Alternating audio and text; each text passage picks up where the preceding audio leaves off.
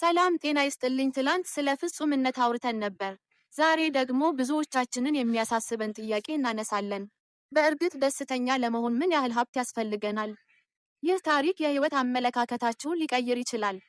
ታሪኩ አንድ በጣም ሀብታም የሆነ ነጋዴ ለእረፍት ወደ አንዲት ትንሽ የባህር ዳርቻ መንደር ይሄዳል።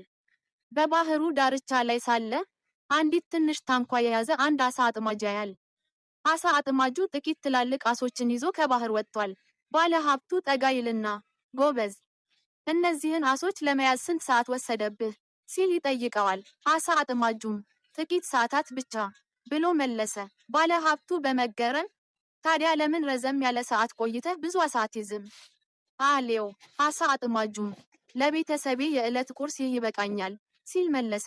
ባለ ሀብቱ ግን የቀረውን ጊዜህን ምን ታደርገዋለህ? አሌው። አሳ አጥማጁ ፈገግ ብሎ ጠዋት ዘግይቼ እነሳለሁ፣ ትንሽ አሳ አጥምዳለሁ፣ ከልጆቼ ጋር እጫወታለሁ፣ ከባለቤቴ ጋር እረፍት እወስዳለሁ፣ ማታ ማታ ደግሞ ወደ መንደሩ ሄጄ ከጓደኞቼ ጋር እየተጫወትን ጊታር እጫወታለሁ።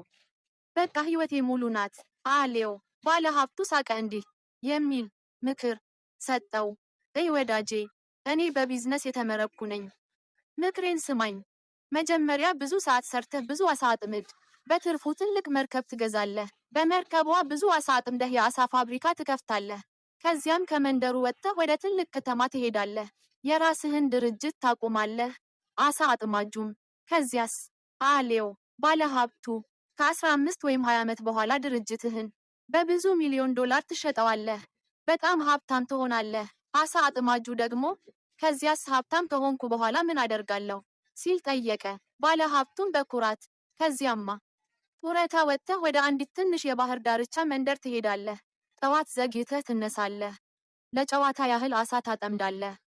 ከልጆችህ ጋር ትጫወታለህ። ከባለቤትህ ጋር እረፍት ትወስዳለህ።